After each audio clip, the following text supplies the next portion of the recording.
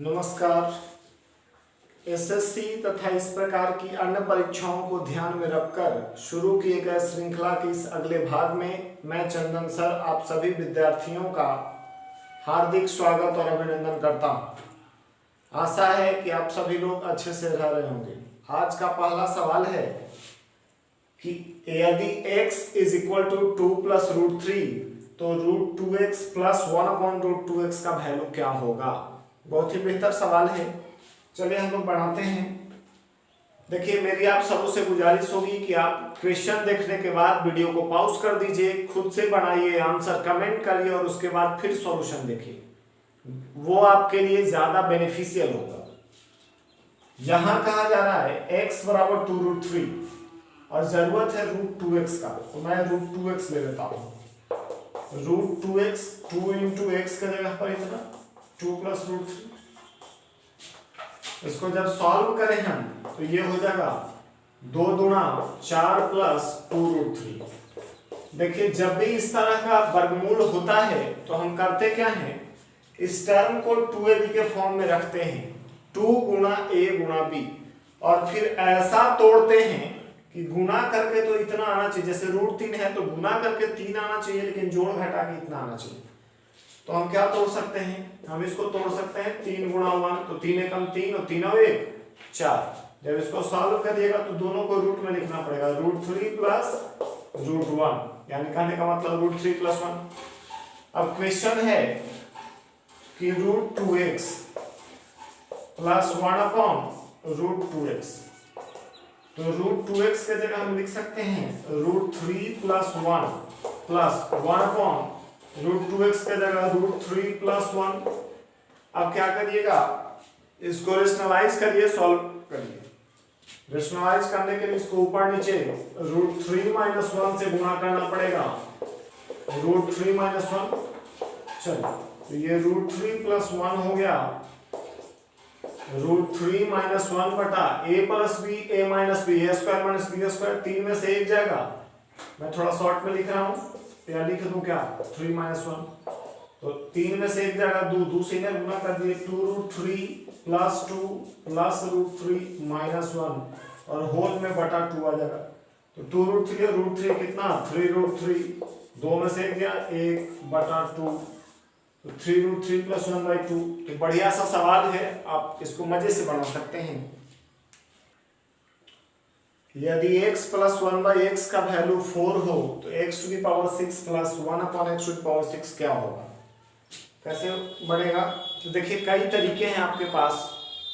हम क्या करते हैं, मुझे पता है कि x प्लस 1/x 4 है, हम इसका पहले स्क्वायर निकाल लें या क्यूब निकाल लें, तो चलिए स्क्वायर निकाल लेते हैं।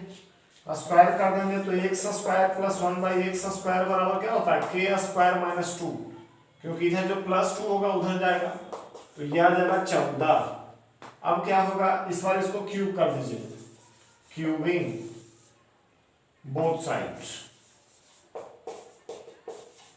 ठीक है। तो इधर भी क्यूब करना होगा और इधर भी क्यूब करना होगा, तो ये क्या होगा, a क्यूब x² का क्यूब, b क्यूब 1/x² का क्यूब, 3ab 3 गुणा x² गुणा 1/x² into a plus b, x² plus 1/x², और 14 का क्यूब कितना होता है, तो सोच लीजिए, आई थिंक 27-44 होना चाहिए जहां तक मुझे लगता है। अब थोड़ा इसको चेक कर लेंगे। तो अब आगे ये हो जाएगा x⁶, 1/x⁶, ये कटेगा 3, इसके जगह हम x² प्लस 1/x² का वैल्यू कितना आया था, 14, 27-44, इसलिए x⁶ प्लस 1/x⁶ बराबर 2744 में से कितना घटा दिया, 42, तो 42 जब घटा दिया तो 2702 आंसर होगा, जो कि चौथा ऑप्शन में है। अगला सवाल है, रेखा x = 1 में बिंदु -1 का प्रतिबिंब क्या है। तो देखिए इस तरह का सवाल हमने पिछले वीडियो में दिया है, जो हम लोग टारगेट एसएससी के नाम से ये सीरीज चला रहे हैं, उसका 13वां या 14वां पार्ट ये है, ठीक है। और इस सीरीज में न सिर्फ एसएससी बल्कि सीडीएस या इस तरह की अन्य परीक्षाएं जहां एडवांस मैथ के सवालों की अधिकता होती है, उन सभी परीक्षाओं के लिए लाभदायक होगा। साथ ही साथ जो नए विद्यार्थी हैं जो अभी लर्निंग स्टेज में हैं, उन सभी के लिए तो ये बहुत ही बेहतर सवालों का कलेक्शन है। कह रहा है x बराबर 1 में बिंदु -15 का प्रतिबिंब क्या है। रिफ्लेक्शन का क्वेश्चन 2017 सीजीएल में काफी पूछा गया था। देखिए x डैश y डैश कहा क्या रहा है, x = 1, 1 इधर होगा कि इधर होगा, इधर होगा। यहां पे अगर हम x 1 ले रहे हैं तो ये कोई लाइन होगा, x = 1 में -1 5, -1 कहाँ होगा, कहीं इधर होगा, ठीक है।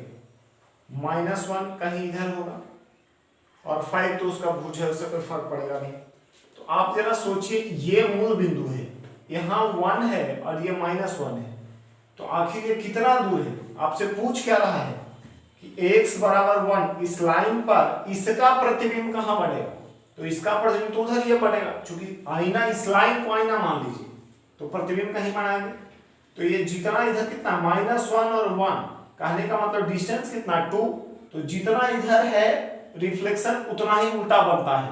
अगर ये यहाँ से यहाँ 2 डिस्टेंस है तो 2 और, तो 2 और मतलब कहीं 3 पर आ जाएगा, और भुज तो मुझे पता है 5, यानी जो भी रिफ्लेक्शन बनेगा उसका कोऑर्डिनेट 3 और 5 होगा, ठीक है। तो ये आंसर तीसरा हो जाएगा, क्योंकि x से रिफ्लेक्शन दे रहा है इसलिए सिर्फ भुज में बदलाव होगा। अगला सवाल अंकगणित का है, अरिथमेटिक का है। एक घड़ी जिसका अंकित मूल मार्क प्राइस 8400 रुपया है, 2 क्रमिक छूट के बाद 5040 रुपया में बेची जाती है। कह रहा पहला छूट 25% है, तो बताइए दूसरा छूट कितना है। तो निकालना पड़ेगा 8400 रुपया अंकित मूल, डायरेक्ट में बना रहा हूं।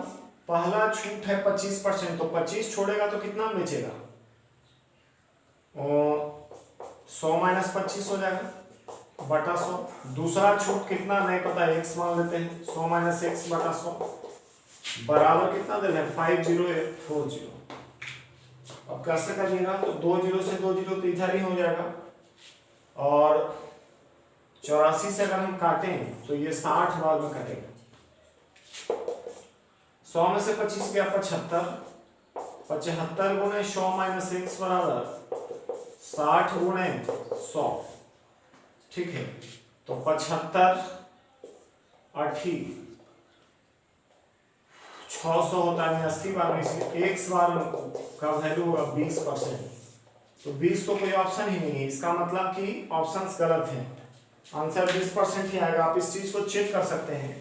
8400 में से 25% घटा दीजिएगा तो 6300 बचेगा, और 6300 का 20% कहने का मतलब 1260 और घटेगा, तो 63 में से 12 गया 51, उसमें भी 60 गया 50 40, यानी 20% ही आंसर आएगा।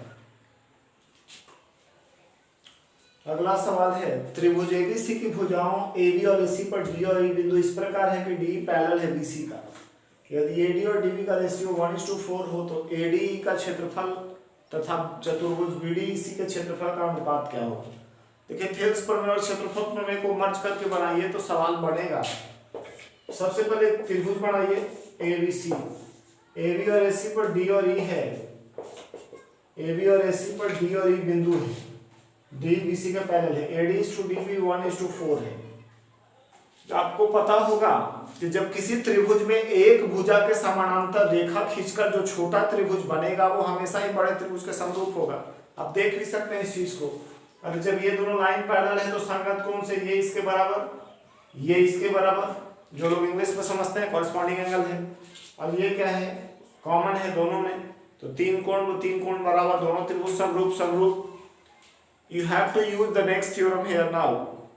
क्या होता है, दो समरूप त्रिभुजों के क्षेत्रफलों का अनुपात उनकी संगत भुजाओं के वर्गों के अनुपात के बराबर होता है।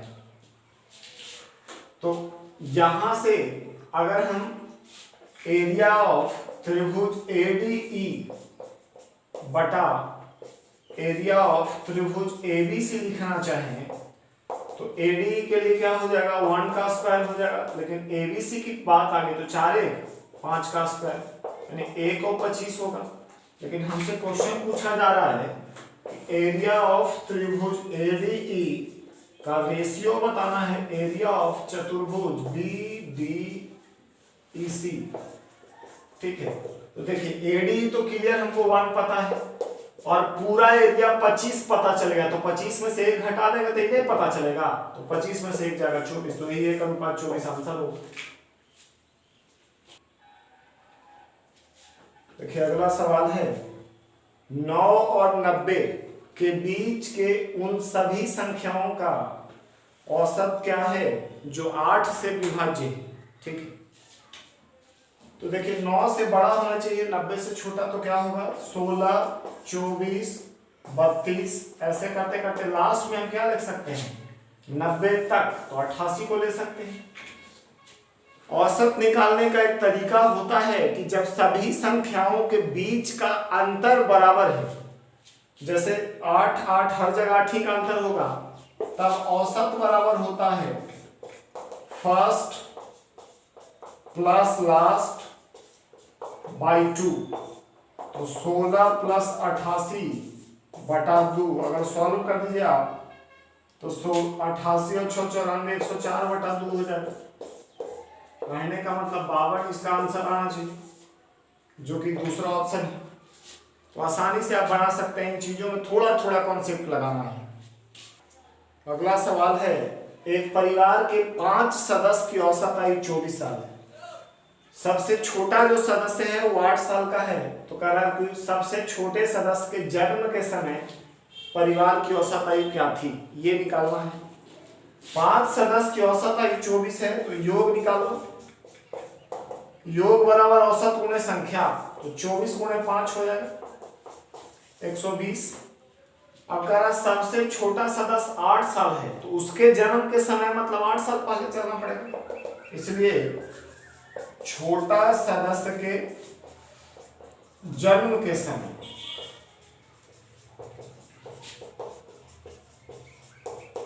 कुल योग, आप सोचिए छोटा सदस्य जो है 8 साल का है, इसका मतलब कि सबको ही 8 साल बढ़ा है। टोटल 5 सदस्य है, जिसमें से एक छोटा सदस्य तो हटा दीजिए, तो 4 सदस्य को 8 साल पीछे ले चलना पड़ेगा, यानी 4 गुने 8 पीछे लेके चलना पड़ेगा, तो 8 चौके 32 घट जाएगा, यानी कितना आएगा 88 आ जाना चाहिए। अब क्या होगा, एक परिवार के 5 सदस्य की औसत आयु 24 साल है, यदि सबसे छोटे सदस्य, एक परिवार के 5 सदस्य था 24 साल, तो हम टोटल योग 120 निकाल दिए। कह रहा कि जो छोटा सदस्य 8 साल का है, तो उसके जन्म के समय यानी 8 साल का भी हो गया है, इसका मतलब कि 8 साल पहले उसका जन्म हुआ है, तो 8 साल सारे सदस्यों को पीछे करते हैं, तो पांचों सदस्य को 8 साल पीछे करना होगा, यानी 5 40 घट जाएगा, तो 120 में से 40 जाएगा 80। अब छोटा सदस्य को साइड कर दीजिए, इसलिए उसके जन्म के समय यानी छोटा सदस्य के जन्म के समय, ठीक है, छोटा सदस्य के जन्म के समय औसत बराबर क्या होगा योग बटा संख्या। योग 80 है, उस समय कैसे सदस्य 4 सदस्य, तो 20 बरस होगा, जबकि दूसरा ऑप्शन, तो यही आंसर हो जाएगा इस सवाल का। अगला सवाल है PQRS एक चक्रीय चतुर्भुज यानी साइक्लिक क्वाड्रिलेटरल है। ये 2019 में जो परीक्षाएं हुई या अभी हुआ था उसमें भी आ रहा था, और PQ वृत्त का व्यास है, RPQ दिया है, तो PSR क्या होगा। देखिए एक सर्कल बना दीजिए, कह रहा PQRS एक चक्रीय चतुर्भुज है, PQ वृत्त का व्यास है, PQ कहीं पे R ले लीजिए, कहीं S ले लेते हैं, PQRS यहाँ पे केंद्र है, PQ वृत्त का व्यास है, एंगल RPQ 38 डिग्री है, RPQ ये वाला,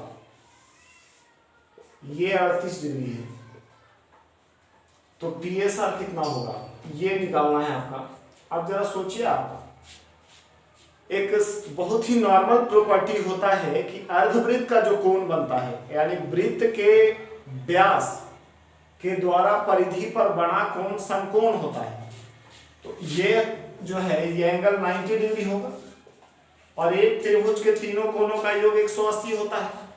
तो ये 90 और 38 कितना हो गया, ये 128 हो गया है। तो ये टोटल 180 लाना है, तो ये कितना होगा, ये जो है एंगल RQP बराबर हो जाएगा 180 में से दोनों के हटा देंगे 90 और 38 के, तो ये शायद 52 डिग्री आ जाना चाहिए।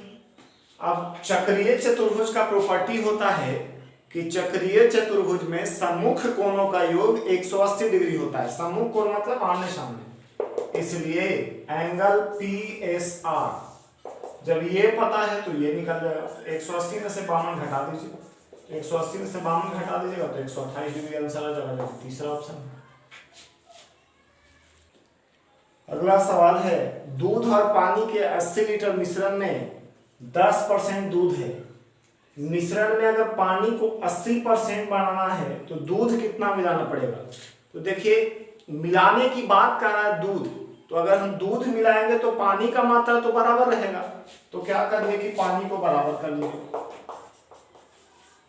80 लीटर जब मिश्रण था तो 10% दूध है, इसका मतलब 90% पानी था, क्योंकि परसेंट में पूरा 100। अब करा कितना मिलाना पड़ेगा, 1 मिला रहे हैं ताकि पानी जो है 80% हो जाए। तो पानी 80% हो जाए तो सीधे 80 कर दीजिए। आप सॉल्व कर दीजिए, परसेंट से परसेंट 80 से 80, x बराबर 90 माइनस 80, अर्थात इसमें 10 लीटर मिला देंगे तो हो जाएगा, जो कि तीसरा ऑप्शन है। तो इस वीडियो का आखिरी सवाल, त्रिभुज ABC में एंगल BAC 90 डिग्री है, AD BC पर लंब है और BD 7 है, CD 28 है।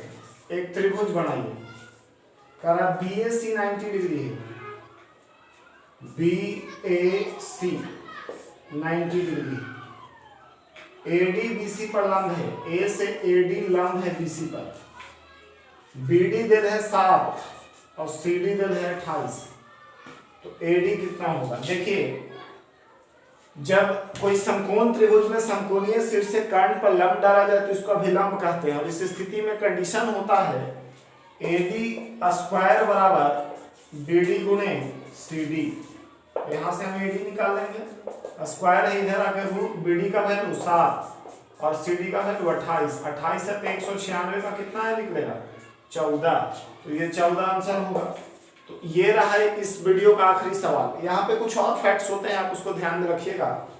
जैसे इसमें और कई रिलेशंस होते हैं। एक रिलेशन होता है कि मान लीजिए इसका स्क्वायर निकालना है AB, तो AB का स्क्वायर बराबर ये सामने वाला एक BD और फिर पूरा BC। जब हमको AC का स्क्वायर करेंगे तो इस सामने वाला CD और पूरा BC। इसी तरह तीसरा रिलेशन होता है 1/AD स्क्वायर बराबर 1/AB square plus 1/AC square. यह समकोण त्रिभुज का कुछ खास प्रॉपर्टी है जिस पर अमूमन सवाल पूछा जाता है। तो इस वीडियो का आखिरी सवाल था। अगर किसी भी सवाल को समझने में परेशानी हुई हो तो आप कमेंट बॉक्स में कमेंट करें, साथ ही वीडियो को बार बार रिवाइंड करके देखें। जिन लोगों ने अभी तक चैनल को सब्सक्राइब नहीं किया है वो सब्सक्राइब कर लीजिए ताकि आपको इसी तरह के और वीडियोस मिलता रहे। साथ ही साथ लाइक एंड शेयर कर दें। धन्यवाद।